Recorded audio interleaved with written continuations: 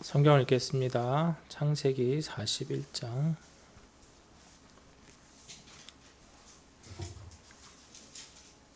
하나님의 말씀 창세기 41장입니다.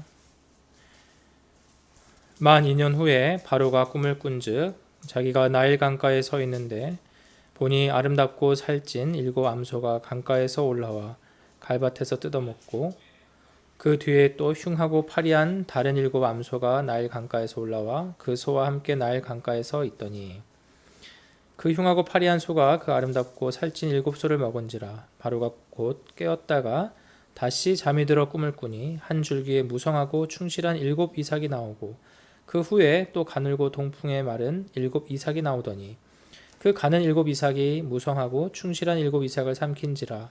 바로가 깬즉 꿈이라. 아침에 그의 마음이 번민하여 사람을 보내어 애굽의 점술가와 현인들을 모두 불러 그들에게 그의 꿈을 말하였으나 그것을 바로에게 해석하는 자가 없었더라. 술 맡은 관원장이 바로에게 말하여 이르되 내가 오늘 내 죄를 기억하나이다. 바로께서 종들에게 놓아사 나와 떡 굽는 관원장을 친위대장의 집에 가두셨을 때에 나와 그가 하룻밤에 꿈을 꾼즉 각기 뜻이 있는 꿈이라. 그곳에 친위대장의 종 된 히브리 청년이 우리와 함께 있기로 우리가 그에게 말하매 그가 우리의 꿈을 풀되 그 꿈대로 각 사람에게 해석하더니 그 해석한 대로 되어 나는 복직되고 그는 매달렸나이다. 이에 바로가 사람을 보내어 요셉을 부르매 그들이 급히 그를 옥에서 내놓은지라. 요셉이 곧 수염을 깎고 그의 옷을 갈아입고 바로에게 들어가니 바로가 요셉에게 이르되 내가 한 꿈을 꾸었으나 그것을 해석하는 자가 없더니 들은즉 너는 꿈을 들으면 능히 푼다 하더라. 요셉이 바로에게 대답하여 이르되 내가 아니라 하나님께서 바로에게 편안한 대답을 하시리이다. 바로가 요셉에게 이르되 내가 꿈에 나일 강가에 서서 보니 살찌고 아름다운 7 암소가 나일 강가에 올라와 갈밭에서 뜯어먹고 그 뒤에 또 약하고 심히 흉하고 파리한 7 암소가 올라오니 그같이 흉한 것들은 애굽 땅에서 내가 아직 보지 못한 것이라. 그 파리하고 흉한 소가 처음에 7 살찐 소를 먹었으나 먹은 듯하지 아니하고 여전히 흉하더라. 내가 곧 깨었다가 다시 꿈에 보니 한 줄기에 무성하고 충실한 7 이삭이 나오고 그 후에 또 가늘고 동풍에 마른 7 이삭이 나오더니 그 가는 이삭이 좋은 7 이삭을 삼키더라. 내가 그 꿈을 점술가에게 말하였으나 그것을 내게 풀이해 주는 자가 없느니라. 요셉이 바로에게 아뢰되 바로의 꿈은 하나라. 하나님이 그가 하실 일을 바로에게 보이심이니이다. 7 좋은 암소는 7 회요 7 좋은 이삭도 7 회니 그 꿈은 하나라. 그 후에 올라온 파리하고 흉한 7 소는 7년이요 동풍에 말라 속이 빈 7 이삭도 7 해 흉년이니 내가 바로에게 이르기를 하나님이 그가 하실 일을 바로에게 보이신다 함이 이것이라. 온 애굽 땅에 7 해 큰 풍년이 있겠고 후에 7 해 흉년이 들므로 애굽 땅에 있던 풍년을 다 잊어버리게 되고 이 땅이 기근으로 망하리니 후에 든 그 흉년이 너무 심함으로 이전 풍년을 이 땅에서 기억하지 못하게 되리이다. 바로께서 꿈을 2번 겹쳐 꾸신 것은 하나님이 이 일을 정하셨음이라. 하나님이 속히 행하시리니 이제 바로께서는 명철하고 지혜 있는 사람을 택하여 애굽 땅을 다스리게 하시고 바로께서는 또 이같이 행하사 나라 안에 감독관들을 두어 그 7해 풍년의 애굽 땅의 5분의 1을 거두되 그들로 장차 올 풍년의 모든 곡물을 거두고 그 곡물을 바로의 손에 돌려 양식을 위하여 각 성읍에 쌓아두게 하소서. 이와 같이 그 곡물을 이 땅에 저장하여 애굽 땅에 임할 7해 흉년에 대비하시면 땅이 이 흉년으로 말미암아 망하지 아니하리이다. 바로와 그의 모든 신하가 이 일을 좋게 여긴지라. 바로가 그의 신하들에게 이르되 이와 같이 하나님의 영에 감동된 사람을 우리가 어찌 찾을 수 있으리요 하고 요셉에게 이르되 하나님이 이 모든 것을 네게 보이셨으니 너와 같이 명철하고 지혜 있는 자가 없도다. 너는 내 집을 다스리라. 내 백성이 다 내 명령에 복종하리니 내가 너보다 높은 것은 내 왕좌뿐이니라. 바로가 또 요셉에게 이르되 내가 너를 애굽 온 땅의 총리가 되게 하노라 하고 자기의 인장 반지를 빼어 요셉의 손에 끼우고 그에게 세마포 옷을 입히고 금사슬을 목에 걸고 자기에게 있는 버금수레에 그를 태우매 무리가 그의 앞에서 소리지르기를 엎드리라 하더라. 바로가 그에게 애굽 전국을 총리로 다스리게 하였더라. 바로가 요셉에게 이르되 나는 바로라. 애굽 온 땅에서 네 허락이 없이는 수족을 놀릴 자가 없으리라 하고 그가 요셉의 이름을 사브낫 바네아라 하고 또 온의 제사장 보디베라의 딸 아스낫을 그에게 주어 아내로 삼게 하니라. 요셉이 나가 애굽 온 땅을 순찰하니라. 요셉이 애굽 왕 바로 앞에 설 때에 30세라. 그가 바로 앞을 떠나 애굽 온 땅을 순찰하니 7해 풍년의 토지 소출이 심히 많은지라. 요셉이 애굽 땅에 있는 그 7년 곡물을 거두어 각 성에 저장하되 각 성읍 주위의 밭에 곡물을 그 성읍 중에 쌓아두매 쌓아둔 곡식이 바다 모래같이 심히 많아 세계를 그쳤으니 그 수가 한이 없음이었더라. 흉년이 들기 전에 요셉에게 두 아들이 나되 곧 온의 제사장 보디베라의 딸 아스낫이 그에게서 낳은지라. 요셉이 그의 장남의 이름을 므낫세라 하였으니 하나님이 내게 내 모든 고난과 내 아버지의 온 집 일을 잊어버리게 하셨다 하며 차남의 이름을 에브라임이라 하였으니 하나님이 나를 내가 수고한 땅에서 번성하게 하셨다 함이었더라. 애굽 땅에 7해 풍년이 그치고 요셉의 말과 같이 7해 흉년이 들기 시작하매 각국에는 기근이 있으나 애굽 온 땅에는 먹을 것이 있더니 애굽 온 땅이 굶주림에 백성이 바로에게 부르짖어 양식을 구하는지라. 바로가 애굽 모든 백성에게 이르되 요셉에게 가서 그가 너희에게 이르는 대로 하라 하니라. 온 지면에 기근이 있음에 요셉이 모든 창고를 열고 애굽 백성에게 팔세. 애굽 땅에 기근이 심하며 각국 백성도 양식을 사려고 애굽으로 들어와 요셉에게 이르렀으니 기근이 온 세상에 심함이었더라. 아멘. 다 같이 일어나셔서 우리를 변함없이 거룩한 삼일체 하나님께 예배드릴 수 있는 특별한 은총의 자리로 부르심에 합당한 응답을 드립시다. 오라 우리가 굽혀 경배하며 하나님께 나아가자. 응답입니다. 우리의 도움은 천지를 지으신 여호와의 이름에 있도다. 다시 한번 우리의 도움은 천지를 지으신 여호와의 이름에 있도다. 아멘. 하나님의 교회 곧 그리스도 예수 안에서 거룩하여지고 성도라 부르심을 받은 자들과 또 각처에서 우리의 주 곧 그들과 우리의 주 되신 예수 그리스도 이름을 부르는 모든 자들에게 하나님 우리 아버지와 주 예수 그리스도로부터 은혜와 평강이 있기를 원하노라. 아멘. 시편 찬송 308장 시편 146편입니다. 시편 찬송 308장 시편 146편 1절에서 5절 같이 찬양하겠습니다. 시작. 할렐루야 내 영혼아 여호와를 찬양하라. 내 평생에 하나님을 높이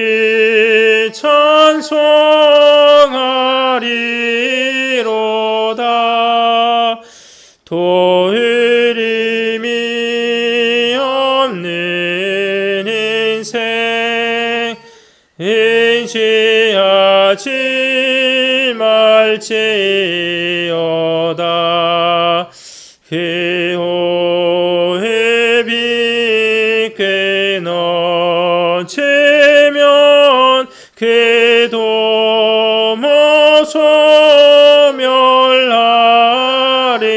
소멸하리라.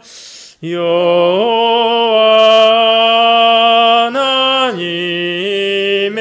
하나님에게 그 소망을 두는 자와 자기 도움을 삼는 자 복이 있는 사람이라.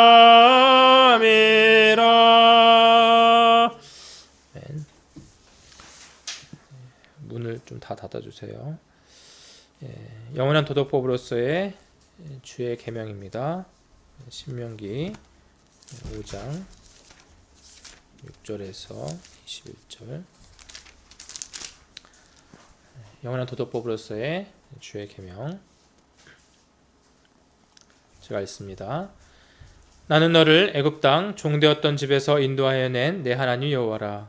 나 외에는 다른 신들을 내게 두지 말지니라. 너는 자기를 위하여 새긴 우상을 만들지 말고 위로 하늘에 있는 것이나 아래로 땅에 있는 것이나 땅 및 물속에 있는 것에 어떤 형상도 만들지 말며 그것들에게 절하지 말며 그것들을 섬기지 말라.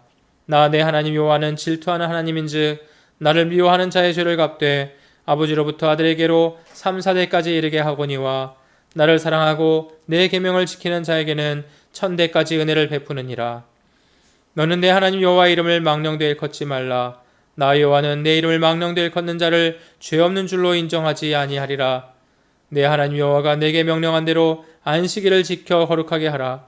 엿새 동안은 힘써 내 모든 일을 행할 것이나 일곱째 날은 내 하나님 여호와의 안식일인즉 너나 내 아들이나 내 딸이나 내 남종이나 내 여종이나 내 소나 내 나귀나 내 모든 가축이나 내 문 안에 유하는 객이라도 아무 일도 하지 못하게 하고 내 남종이나 내 여종에게 너같이 안식하게 할지니라. 너는 기억하라. 내가 애굽 땅에서 종이 되었더니 내 하나님 여호와가 강한 손과 편팔로 거기서 너를 인도하여 내었나니 그러므로 내 하나님 여호와가 내게 명령하여 안식일을 지키라 하느니라.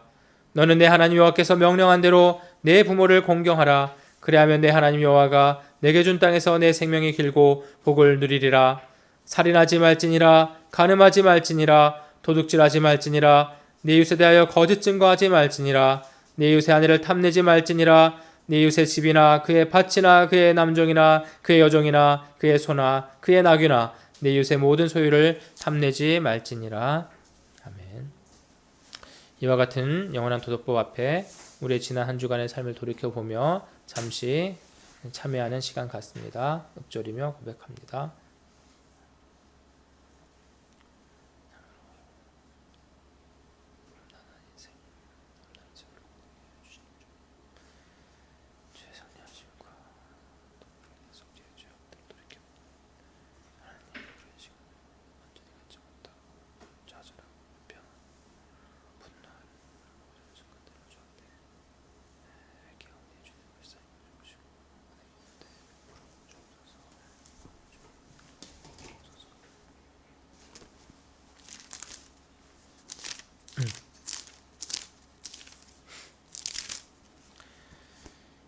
하나님이여, 주의 인자를 따라 내게 은혜를 베푸시며 주의 많은 긍휼을 따라 내 죄악을 지워주소서. 나의 죄악을 맑게 씻으시며 나의 죄를 깨끗이 제하소서. 무릇 나는 내 죄과를 아오니 내 죄가 항상 내 앞에 있나이다. 내가 주께만 범죄하여 주의 목전에 악을 행하였사오니 주께서 말씀하실 때에 의로우시다 하고 주께서 심판하실 때에 순전하시다 하리이다. 내가 죄악 중에서 출생하였으며 어머니가 죄 중에서 나를 잉태하였나이다. 보소서, 주께서는 중심이 진실함을 원하시오니 내게 지혜를 은밀히 가르치시리이다. 우슬초로 나를 정결하게 하소서. 내가 정하리이다. 나의 죄를 씻어주소서. 내가 눈보다 희리이다. 아멘. 사죄의 선언입니다. 여호와께서 말씀하시되 오라 우리가 서로 변론하자. 너희의 죄가 주홍 같을지라도 눈과 같이 희어질 것이요 진홍같이 붉을지라도 양털같이 희게 되리라. 아멘. 다같이 사도신경으로 우리의 신앙을 고백합니다.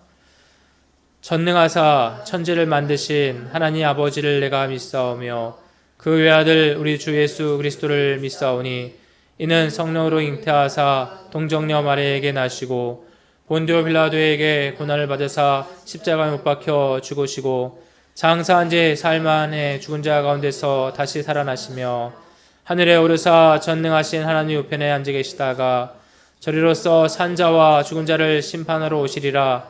성령을 믿사오며 거룩한 공회와 성도가 서로 교통하는 것과 죄를 사하여 주시는 것과 몸이 다시 사는 것과 영원히 사는 것을 믿사옵나이다. 아멘.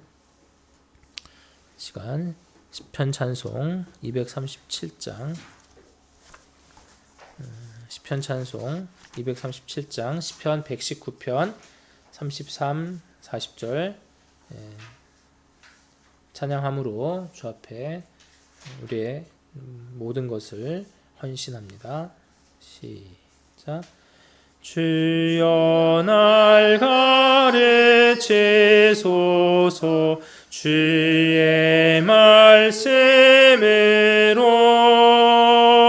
나의 생명 다하도록 늘 지키리이다. 주여 날 인도하소서. 주의 첩경으로 그 말씀에 참 깊이 기쁨과 생명이 나이다. 내 마음과 나의 눈을 돌이켜 주시사 그 탐욕과 탐함을 버리게 하소서. 주여 날 소성케 하사 주를 경외하며 주의 선하신 말씀을 사모케 하소서. 아멘. 자리에 앉으시기 바랍니다. 기도하겠습니다. 찬송과 영광과 존귀와 감사와 경배 그리고 예배를 세세뭉토록 받으시기에 홀로 합당하신 거룩한 삼위일체 한 분 하나님, 오늘도 우리 자신의 고유한 어떠함 혹은 한 주간 우리의 삶을 얼마나 주의 드러내신 말씀 앞에 순복하며 합당하게 살아왔는지, 혹은 반면에 주의 모든 말씀 앞에 얼마나 역행하여 행악하고 범죄하며 살아왔는지와는 무관하게 우리를 만세전에 주의 기뻐하심과 뜻하심 안에서 그리스도의 대속에 의해 그 은총을 힘입어 하나님의 자녀로 새로운 피조물 된 그 택하심을 따라 오늘도 변함없이 주를 예배하는 자로 언제 어디서든 합당하게 그리스도 안에서 불러주셨다라는 이 측량할 수 없는 기이한 은혜를 인하여 이 시간도 만만 찬송과 감사와 영광을 주께 돌려드립니다. 그러나 이러한 측량치 못할 은혜가 우리의 뚜렷하게 범죄한 행위들과 악행들을 아무것도 아닌 것인 양 간주하고 합리화할 수 있게 만드는 것은 결단코 아니라는 사실을 이 시간도 기억하는 은혜가 있게 하여 주옵소서. 그리하여 주 앞에 참회하며 예배드리는 이 한 시간 내내 상한 심령으로 주 앞에 나아가며 오직 그럼에도 불구하고 우리를 정죄하는 그런 사탄의 공격들 앞에 우리가 내세울 수 있는 온전하고 유일한 방편은 오직 그리스도 예수의 대속의 의라는 사실을 또한 상기한 채 담대히 주 앞에 부르심을 따라 나아가게 하시고 또 그 안에서 참된 평안과 감사와 기쁨과 그 환희를 주 앞에 돌려드릴 수 있는 주의 복된 성도들 다 될 수 있도록 은혜 베풀어 주옵소서. 사랑의 주님, 주께서는 우리의 범죄함 가운데서도 선을 이끌어내시고 유익을 도출해내시며 모든 재난과 시련과 고난 속에서도 하나님께서는 택하신 성도요 또 그 교회를 복되게 이끌어 가신다라는 그 불변의 진리를 믿사오니 주님, 오늘날 우리에게 닥쳐있는 이 험난한 세월과 이 시련 속에서도 우리는 마땅히 주의 섭리를 바라보게 하시고 또한 그 가운데서도 주 앞에 합당한 신앙의 자태로만 나아갈 수 있도록 주여 붙들어 주옵소서. 주님, 이 시간도 우리를 변함없이 예배자로 불러주셨사오니 주께서 예비하신 은총으로 우리를 가득 채워주시기만을 소망합니다. 특별히 주의 말씀으로 우리를 일깨우시사 양육하여 주시사 하나님의 자녀된 그 은혜를 따라 온전히 그리스도에까지 자랄 수 있는 그 은혜가 있게 하여 주옵소서. 마땅히 들을 귀를 허락하여 주옵시고 마땅히 볼 줄 아는 눈을 허락하여 주옵시며 마땅히 깨달을 줄 아는 그러한 마음을 허락하여 주시고 또한 깨닫게 하여 주신 대로 우리의 모든 삶 속에서 실행하며 적용할 수 있는 은혜까지도 허락하여 주옵소서. 주님, 이 시간도 우리에게 있는 모든 선한 것들 가운데서 주께로부터 받지 아니한 것이 없다는 참된 신앙 고백을 따라 우리의 모든 것을 헌신한다는 마음으로 주 앞에 물질을 드렸사오니 주님 기뻐 받아 주옵시고 이것으로 인하여서 주의 몸된 교회들을 세워가는 데에 주여 쓰임받게 하여 주옵소서.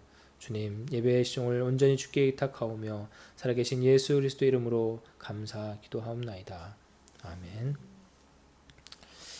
네, 오늘 우리에게 주신 하나님 말씀 봅니다. 하나님 말씀은 전도서 1장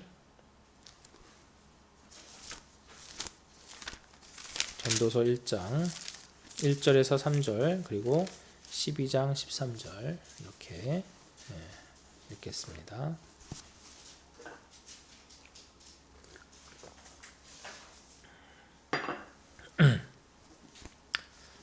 하나님 말씀입니다. 전도서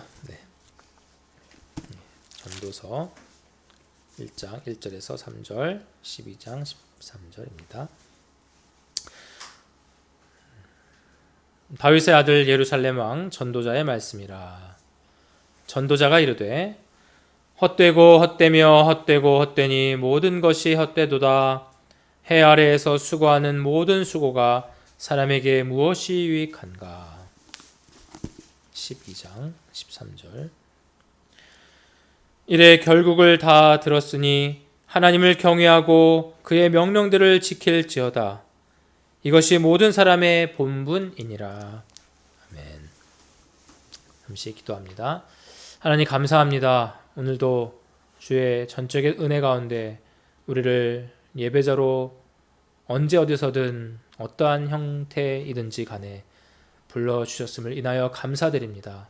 주님, 이 시간도 불러주신 주께서 주의 말씀을 들려주시고 들려주시는 주께서 깨달아 순복하게 하여 주옵소서. 감사드리며 예수 그리스도 이름으로 기도합니다. 아멘. 네, 전도서 강의 첫 번째 시간입니다. 먼저 전도서는 욥기, 시편, 잠언, 아가서와 함께 그 성경의 장르 중에 그 내용에 있어서는 지혜서이며 형식이나 표현에 있어서 시문학에 속합니다. 그러나 중요한 것은 전도서 역시 전체 성경 66권 중 한 권으로서 곧 살아계신 하나님 말씀이라는 사실에 있습니다. 아무리 솔로몬 저작이다 아니다를 가지고 교회 역사 가운데서 논쟁이 있어 왔다 하더라도 하나님의 말씀이라는 사실에 있어서는 그 누구도 이의를 제기할 수는 없었습니다. 우리는 이 마땅하고도 합당한 태도를 견제한 채 본 전도서 전체의 말씀을 살아계신 하나님께서 전도자를 통해 알리신 결코 헛되지 아니한 영원한 하나님의 말씀이라는 사실로 받들어야 할 것입니다. 그것이 우리에게 주어진 유일한 합당한 자세입니다.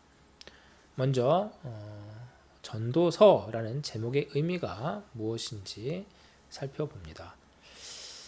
전도서는 히브리어로 코헬렛이라는 단어인데 이 코헬렛에 해당되는 헬라어 그리스어의 단어는 에클리아시아스테스입니다. 에클레시아스테스. 그러니까 그렇게 보니까 이 에클레시아라는 것이 우리에게 낯설지 않은 표현이거든요. 그것은 교회, 회당이라는 것을 가리킵니다. 마찬가지로 전도서의 히브리 단어인 코엘렛도 사실 카할의 파생어예요. 카할. 그러니까 에클레시아와 그러니까 헬라어의 에클레시아가 히브리어의 카할이거든요.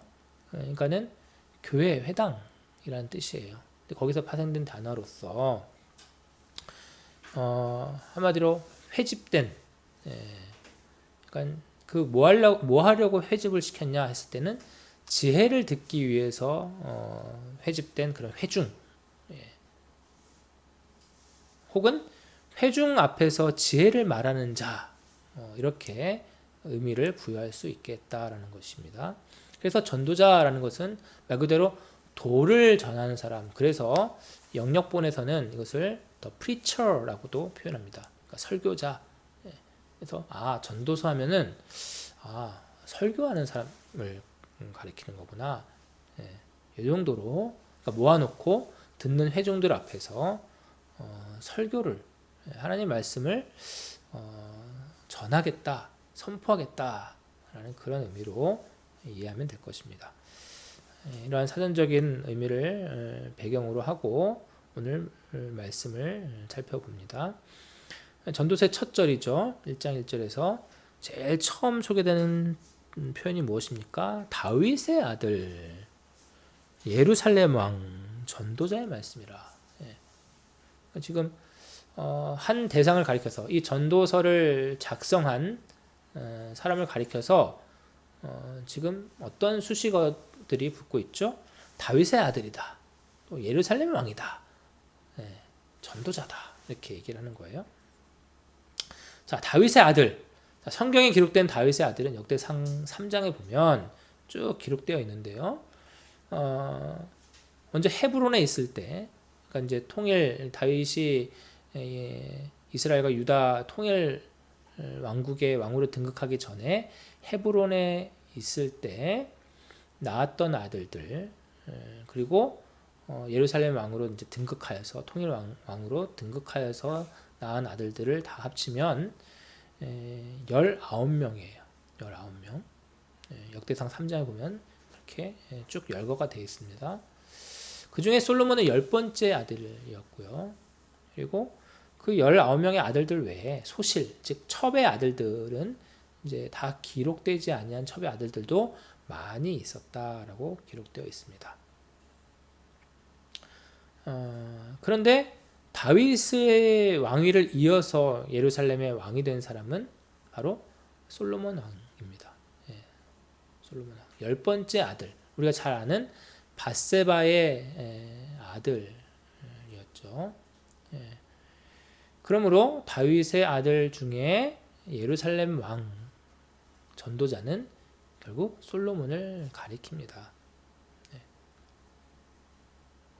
그리고 솔로몬 자신은 스스로를 가리켜서 본서에서 전도자라고 스스로 칭하고 있어요.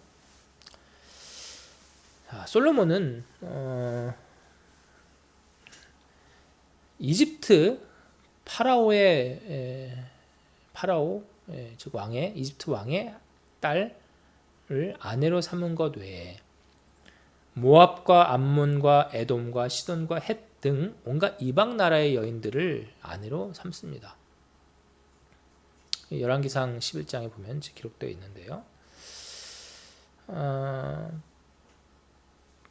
이는 다만 정략적인 결혼, 예전에는 그 나라를 보호하기 위해서 인접한 나라들과 이렇게 정략적으로, 정치적으로 결혼을 해왔죠. 역사적으로 보면. 그런데 이 솔로몬의 결혼을 보면 다만 정략적인 결혼이 아니었음은 열왕기상 11장 1절에 보면 이방의 많은 여인을 사랑하였으니 라는 표현이 있어요. 그러니까는 다만 정략적인 결혼이 아니었어요. 자, 하나님께서는 민족적으로 택하신 이스라엘 민족들을 향해서 이방 사람들과 이런 혼인 하는 것에 대해서 금지하셨다라는 것을 우리가 잘 알고 있어요. 근데 사실 솔로몬의 선친 다윗도 그렇고 이런 이방 여인들과의 이런 결혼이 너무나 성행하였다라는 것을 우리가 보게 됩니다. 그래서 사실 다윗도 그 부분에 대해서 범죄한 자로 있는 것이죠. 성경은 첫 사람 아담과 하와를 창조 하나님께서 하시면서 일부 일처제를 처음부터 말씀해 오셨다라는 거예요. 그래서 이런 성경에 기록된 또 하나님의 자녀라고 하는 또 신앙인들 모습들 속에서 발견되어지는 이러한 일부 다처제 이런 모습들은 결코 온당한 모습이 아니다라는 것을 우리가 살필 수 있어야 됩니다. 솔로몬 역시 후궁이 700, 첩이 300, 도합 1000명이 넘었다라는 거예요. 자, 1000명이 넘는 아내들을 통해서 자녀를 낳았다라고 하면은 얼마나 많은 자녀들을 낳았겠냐고요, 그죠? 생일이 같은 자녀들도 막 있을 거고. 사실 솔로몬은 그 자녀들의 이름과 얼굴을 다 기억하지도 못할 거예요. 누가 누군지도 몰랐을 거예요. 그래서 그냥 그렇다고 하면은 그렇게 치는 거죠. 어느 날 내 정실과 후실이 배가 불렀어요. 내 자녀겠거니 생각을 했겠죠. 지금처럼 뭐 친자 간별, 뭐 유전자 감식 이렇게 할 수 있는 것도 아니고, 그러나 그 수많은 자녀들로 인해서 또 얼마나 많은 불미스러운 일들이 있었겠냐, 그렇죠? 소위 왕권 쟁탈전들이 있었을 것이고, 가정적으로도 얼마나 험난한 인생들이 펼쳐졌을까, 항상 족치하기 어렵습니다. 그럼에도 불구하고 이 전무후무한 지혜의 은사와 은혜를 입은 솔로몬은 그 많은 자녀들과 자손들을 주의 말씀으로 양육하기 위해서 무슨 책을 썼을까요? 바로 잠언을 기록한 거예요. 잠언. 1:1 양육을 할 수가 없으니 아예 책을 만든 거예요. 솔로몬은 전무후무한 지혜자였잖아요. 그런 은사를 하나님께로부터 입었기 때문에 자녀들을 양육하기 위한 1차적인 목적이 아마 그것이지 않았나. 그래서 잠언의 말씀을 자녀들과 자손들을 주의 말씀을 양육하기 위해서 작성하였던 것이고, 그의 인생 말년에는 이 전도서를 작성하여 인생에 대해서 한마디로 선포하고 설교하였던 것입니다. 한 인생이 솔로몬만큼 지혜로운 인생이 없었고, 역사적으로 한 인간이 솔로몬만큼 한 인간이 누릴 수 있는 부귀영화를 누렸던 자가 없었다라는 거예요. 뭐 오늘날 뭐 워렌 버핏이나 뭐 빌 게이츠나 또 대단한 뭐 저기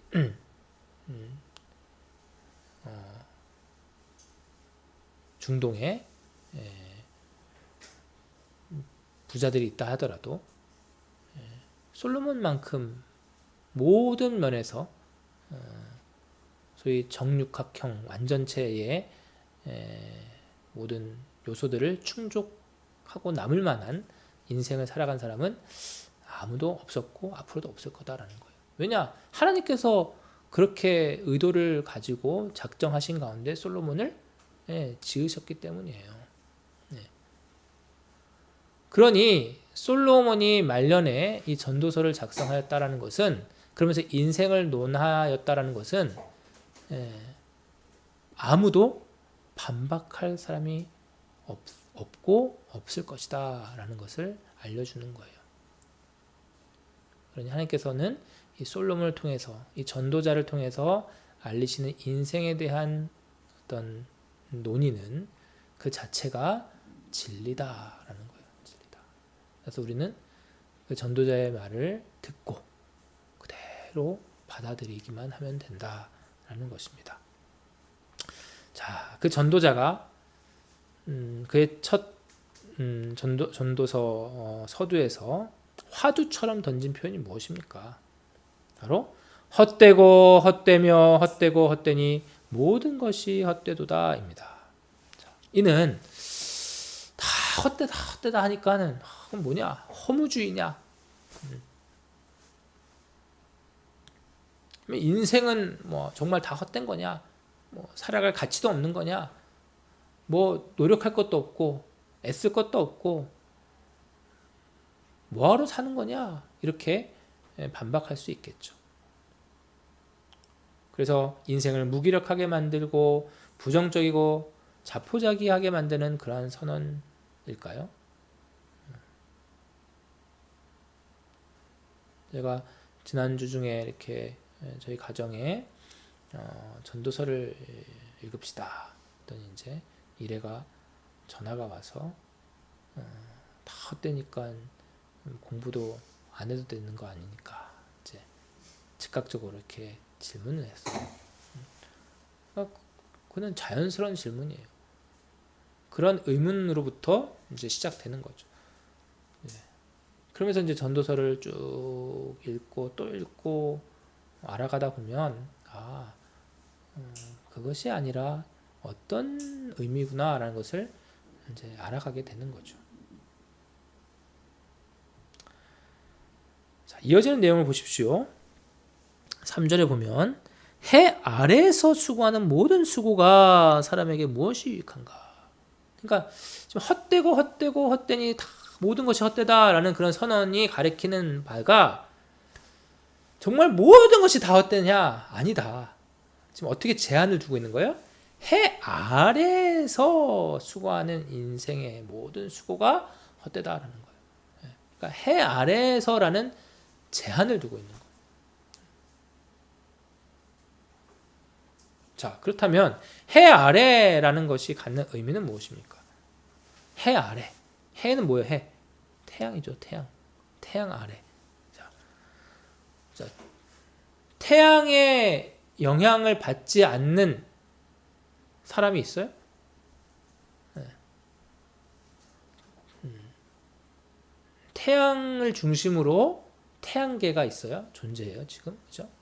그러면 태양계라는 것은 태양을 중심으로 지금 다 형성되어 있다라는 거예요. 운행하고 있다라는 거예요. 그렇죠?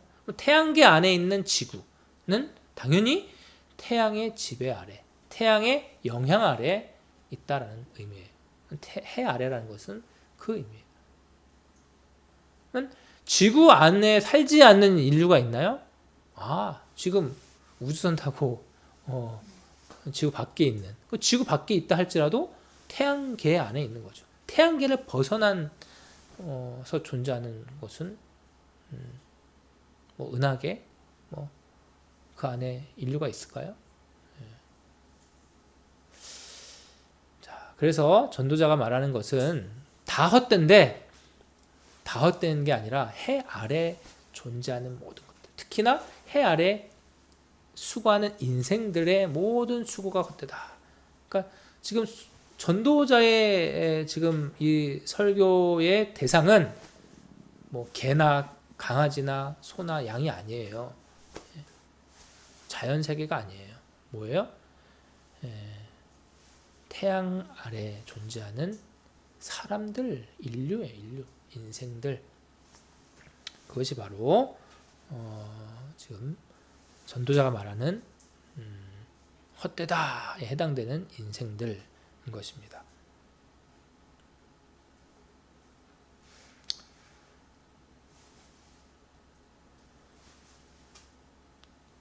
해의 지배와 그 영향력 아래에 있지 아니한 사람이 있을까요? 그것은 지금 살아있지 아니한 사람들, 죽은 사람들, 혹은 아직 태어나지 않은 사람들을 가리키겠죠. 그러므로 이는 유한한 인생과 유한한 피조 세계 전체를 가리키며 유한한 인생과 그 피조된 세계 안에서 행해지는 모든 수고가 결국 결론적으로 헛되다라는 선언입니다. 자, 전도자는 이러한 선언을 통해서 궁극적으로 알리고자 하는 것은 무엇이었을까요? 그저 이 사실을 알게 하는 것으로 그냥 그치는 것이었을까요? 그렇지 않겠죠. 그래서 오늘 전도서의 결론 부분인 마지막 12장 13절을 보려고 하는 것입니다. 다시 한번 읽어볼게요. 12장 13절.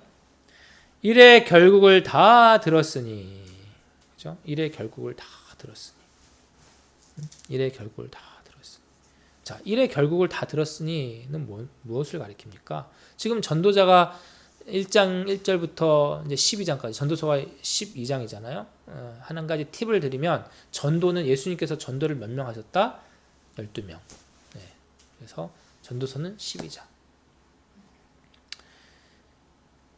자, 전도자가 이 전도서를 통해서 쭉 모든 것을 전도의 내용을 선포했어요. 그 전도의 내용을 다 선포해서 그 일의 결국을 다 들었으니, 그죠? 네.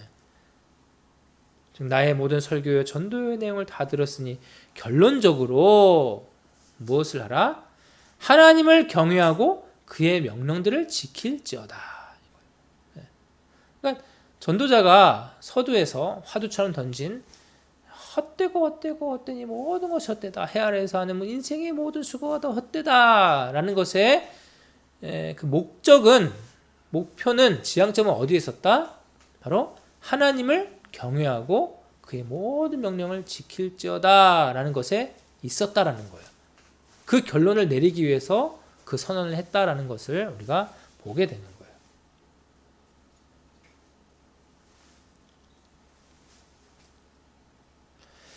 해 아래에서의 모든 인생의 수고와 피조세계의 일들은 어떤 성격을 갖고 있습니까? 유한하다. 그죠? 그러니까 무한의 반대가 유한이죠. 해 아래에서 행해지는 모든 수고는 다 유한해요. 그죠? 무엇과 함께 다 끝나는 거예요? 우리가 열심히 돈을 벌어요. 열심히 공부해요. 그래서 뭐 최고의 정점에 오른다고 한들 언제 끝이 나요? 네, 죽음 앞에 다 끝이 나는 거예요. 유한한 거죠. 해 아래라는 것에 다 갇혀져 있다는 거죠.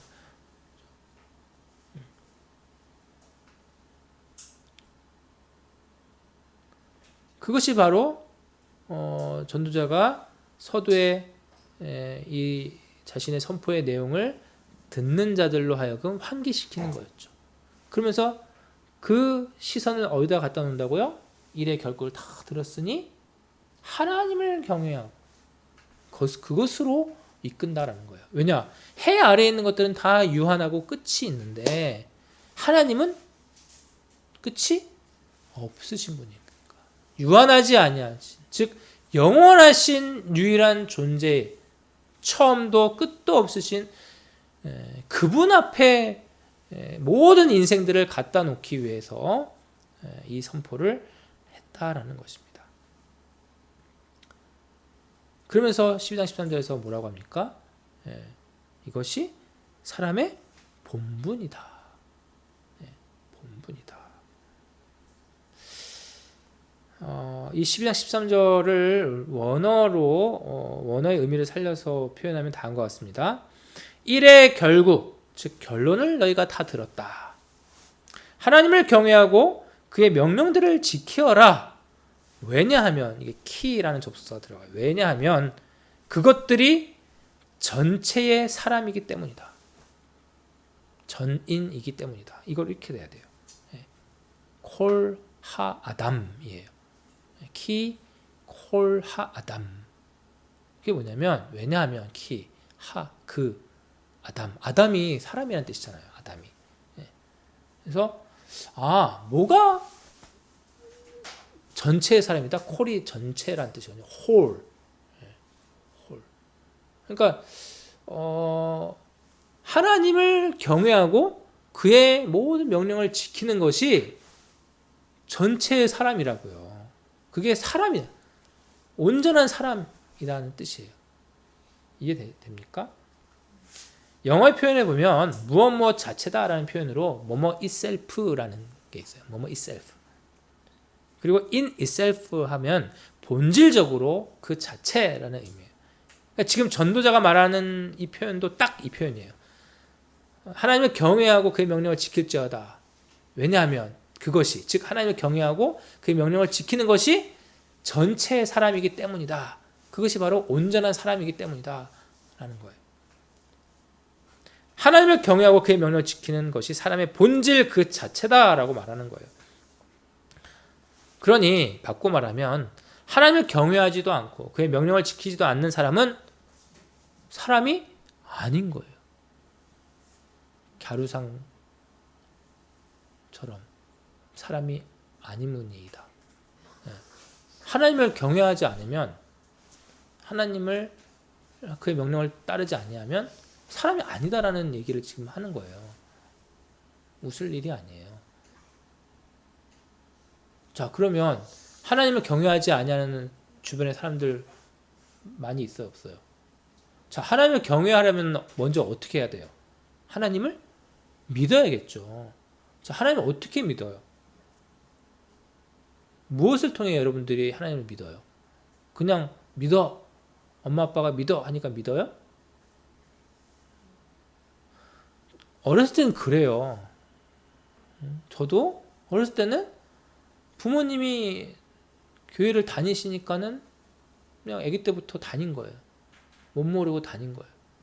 그리고 아기 때부터 늘 주일학교 가고 그러니까는 그냥 하나의 습관처럼 문화처럼 그렇게 다녔던 거예요. 믿음이 정말 있었을까요? 아니에요. 그냥 풍어를 읊는 정도. 그렇게 듣는 대로 그냥 표현하고 그냥 예수님이 날 위해서 죽으셨대. 나의 죄 때문에 죽으셨대. 들어서 아는데 이게 그것이 갖는 의미가 무엇이냐? 왜 날 위해서 죽으셔야만 했느냐? 내 죄가 뭔데? 내가 거짓말한 거, 엄마 주머니에서 동전 훔쳐가서 오락실 간 거, 이 정도로만 생각을 했던 것 같아요. 그래서 죄책감이 들고, 고등학교 때 가서도 그게 너무 괴롭혔어요. 그런 것들이. 이 죄가 어떻게 해결되는지에 대한 완전한 이해가 없었어요. 그래서 신앙생활 잘하고 있을 때는 당장 죽어도 당장 예수님이 재림, 심판주로 다시 오셔도 천국 갈 수 있을 것 같은데 어떤 때는 그게 너무 두려운 거예요. 나 지금 오시면 나 지옥 갈 것 같아. 그러니까 예수 그리스도로 말미암아서 단번에 성취된 그 대속의 의, 다시는 죄를 위해서 제사할 것이 없이 단번에 이루신 일에 대해서 개념이 없었어요. 믿음이 없었고 또 영원한 하나님의 예정, 선택의 확신, 견인의 확신 이런 내용이 없었기 때문에 사실 믿음이 없는 거죠. 믿음의 형태는 있을지언정 없었던 거예요. 자, 하나님을 경외한다는 것은 이러한 하나님에 대한 믿음이 있어야 되고 그 믿음은 결국 그 믿음의 내용을 알려주는 살아계신 하나님의 말씀을 통해서 우리에게 제공된다라는 거예요. 따라서 하나님을 경외한다라는 것은 하나님을 믿는 것이고 하나님을 믿는다는 것은 하나님의 말씀을 믿는다라는 것이에요. 왜냐? 하나님은 스스로를 우리에게 그의 말씀을 통해서 알리기를 기뻐하셨기 때문이에요. 다른 방편은 없어요. 다른 방편은 없어요. 오직 하나님의 말씀을 통해서 우리에게 자신을 계시하셨다.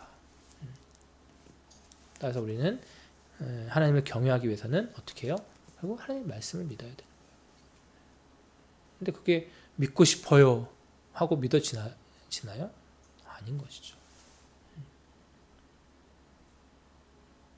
하나님의 은혜를 입어야 되는 거예요.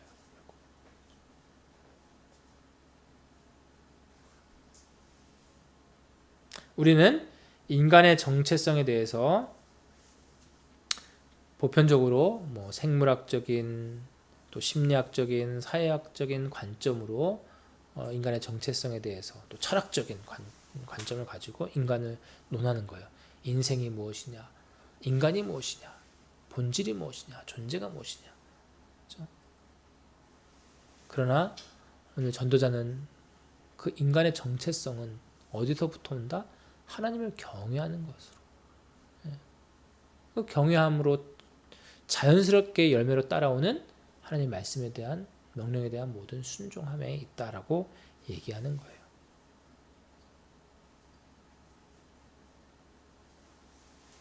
그러므로 하나님을 경외하는 것과 그를 경외하여 그의 모든 명령들을 순복하는 것을 제외한 일들은 다 유한하고 해 아래에 있는 인생에 속한 것들이기 때문에 결론은 다 헛된 일이다. 죽음과 더불어서 다 사라지고 말 일. 영원한 가치가 없는 것들은 다 헛되다라고 얘기하고 있다는 거예요. 그 영원한 가치는 오직 하나님을 경외하는 것. 그래서 그것이 인간의 본성이고 정체성이다라면 이 땅에서 인생 가운데 해 아래에서 사는 동안에도 그 정체성을 가지고 인간답게 살아가야 된다라는 거예요. 그러면 인간답게 살아가는 것은 해 아래에서 인간답게 살아가는 것은 모든 일을 행함에 있어서 어떻게 해요? 하나님을 경외함으로 살아가는 것밖에 없다라는 거예요. 제 아무리 공부를 잘해요. 제 아무리 운동을 잘해요. 제 아무리 유명해져요. 제 아무리 명예적으로 모든 면에서 뛰어나다 해요. 인격적으로라도 또 심지어 교회적으로라도 교회가 엄청나게 내외적으로 부흥을 하고 또 세계적으로 유명한 그런 설교자가 되고 우리가 존중하는 칼빈이라든지 이런 사람이라 할지라도 지금 열거된 모든 행위나 그런 인물들 역시 해 아래의 인생들이었다라는 거예요. 그리고 해 아래에 행했던 사역들이에요. 그 자체는 다 헛된 거예요. 지금 우리가 드리고 있는 이 예배도 사실은 다 헛된 거예요. 그러면 예배를 안 드려도 되나요? 아니에요. 예배 자체가 아니라 이 예배를 예배로 받아주시는 또 이 예배의 요소로 우리 가운데 허락하신 영원한 부분이 있잖아요. 뭐예요? 하나님을 경외하는 것. 바꿔 말하면 아무리 우리가 정말 웅장한 건물과 어마어마한 사람들과 그런 세션을 가지고 예배를 드린다 할지라도 하나님을 경외함이 없다면 아까 하나님 경외함이 뭐라고 했어요? 하나님을 믿는 믿음이 수반된 근거된 또 하나님을 아는 지식 곧 하나님의 말씀 전체를 통해서 우리에게 주신 그 신앙 고백 없는 예배는 사실은 아무것도 아닌 헛짓을 한 거예요. 헛짓을.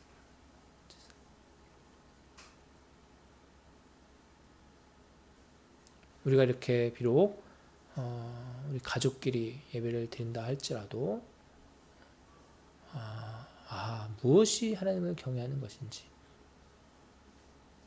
알게 되었다면 또 우리에게 알게 하셨다면 그리고 그것이 우리의 마땅한 본분이고 우리의 사람됨이고 우리의 하나님의 자녀됨이고 우리의 정체성이고 또 우리가 살아가야 할 유일한 목적이자 목표라는 사실을 깨닫게 된다면 그것이 그 어떠한 예배보다 헛되지 아니한 영원성을 품은 예배가 된다라는 것입니다. 말씀을 맺습니다. 전도자는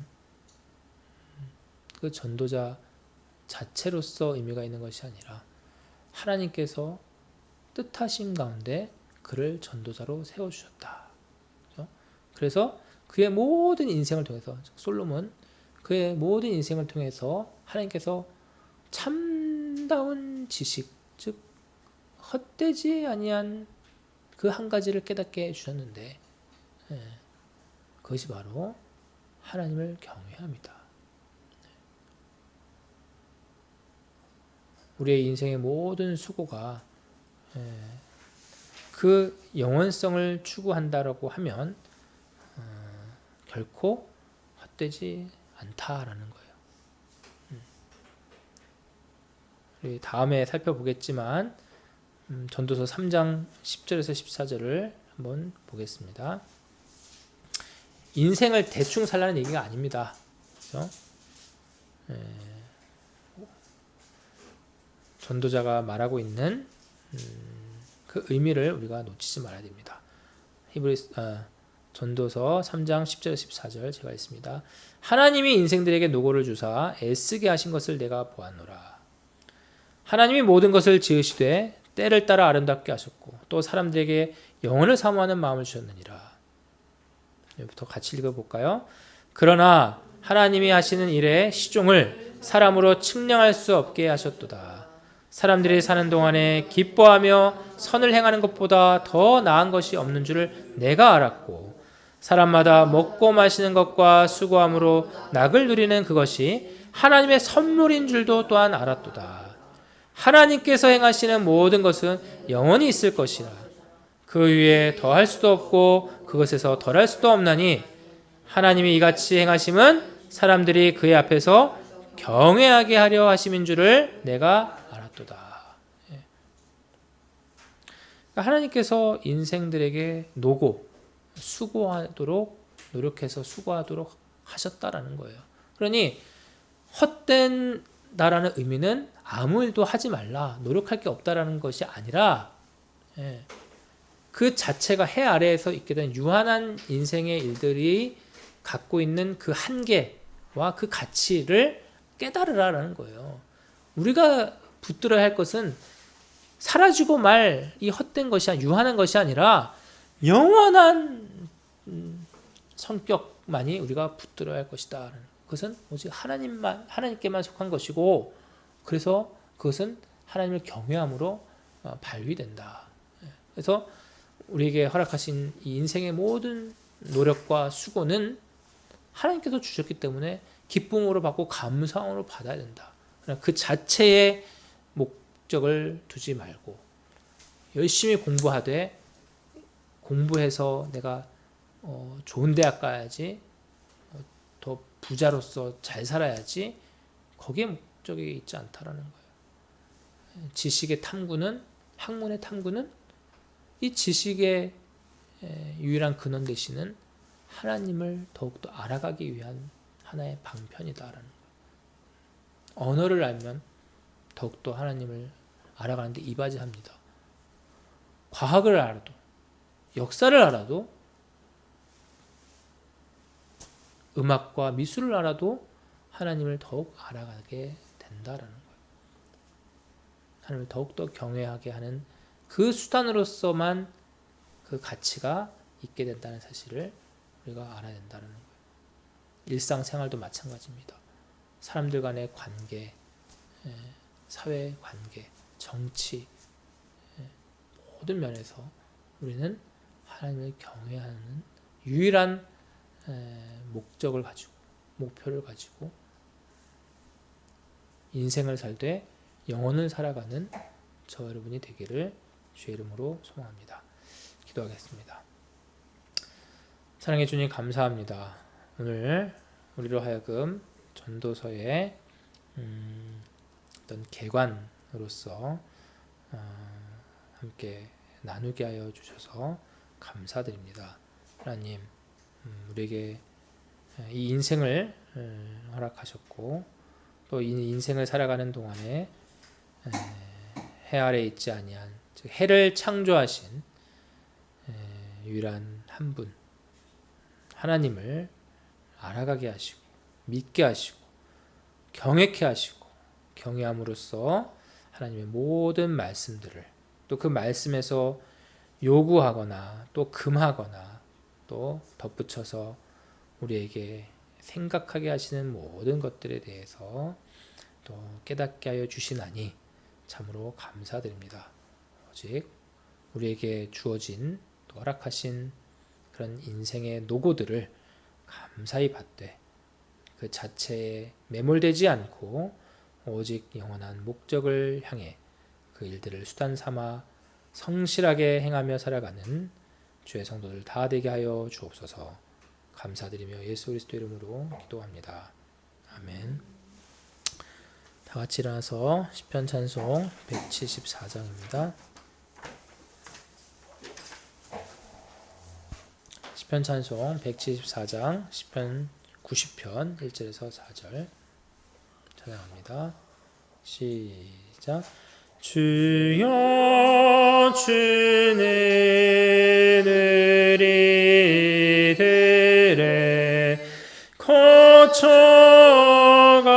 되시며 주는 대대로 우리의 하나님이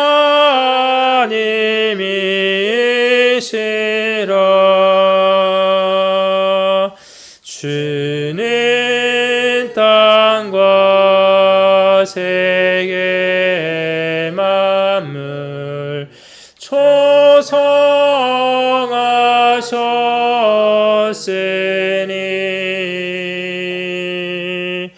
영원부터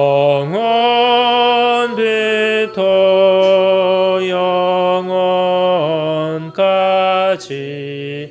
하나님이시라.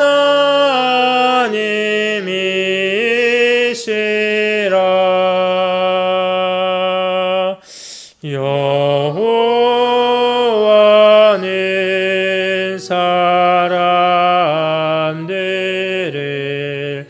태클로 돌리니 주의 목전에 촌년이 하루가 나이다. 강복선언입니다. 이제는 우리 주 예수 그리스도의 은혜와 아버지 하나님의 무한하신 사랑하심과 성령 하나님의 교통, 교제, 충만 이롭게 하여 주심이 참다운 인생이 무엇인지, 어떻게 살아가는 것이 인간다운 삶인지를 우리에게 전도자의 입을 빌어 말씀하신 주를 찬송하며 영원토록 하나님을 경외하며 살기를 다짐하는 우리 가정 위에, 주의 택하신 자들 위에 이제부터 영원토록 함께 있을지어다. 아멘.